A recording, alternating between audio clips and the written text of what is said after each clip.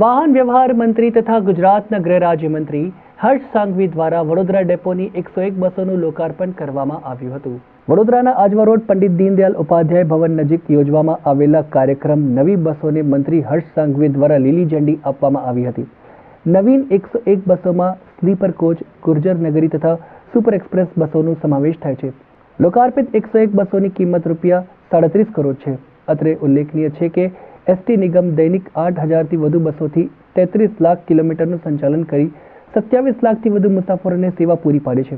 ત્યારે નિગમ દ્વારા અવારનવાર વધારાની બસોનું પણ સંચાલન કરવામાં આવી રહ્યું છે, જેના કારણે બસોની સંખ્યામાં જરૂરિયાત રહેતી હોય છે, જેને લઈને વડોદરા ડેપોને વધારાની નવી બસોની ફાળવણી કરવામાં આવી છે।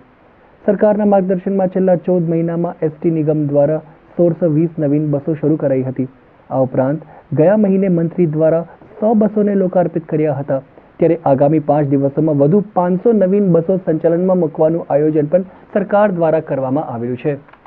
અને ગુજરાતના એસટી વિભાગ દ્વારા ખાસ કરીને આ કામગીરી ઉપર ખૂબ ભારપૂર્વક કામ કરવામાં આવે છે। હું મારા એસટી પરિવારના સૌ ડ્રાઈવર, કંડક્ટર, સૌ અધિકારીઓને ખૂબ અભિનંદન આપું છું। ખાસ કરીને ડ્રાઈવર, કંડક્ટરો જે લોકો રાત દિવસ કામ કરે છે કે રાજ્યના સૌ નાગરિકો પોતપોતાના સંકલ્પો, પોતપોતાના જે સપનાઓ છે સાકાર કરી શકે તે માટે કોઈ બી પ્રકારની રજા લીધા વગર, કોઈ બી પ્રકારની તહેવારોની ઉજવણી વગર આ ડ્રાઈવર, કંડક્ટરો રાત દિવસ કામગીરી કરે છે।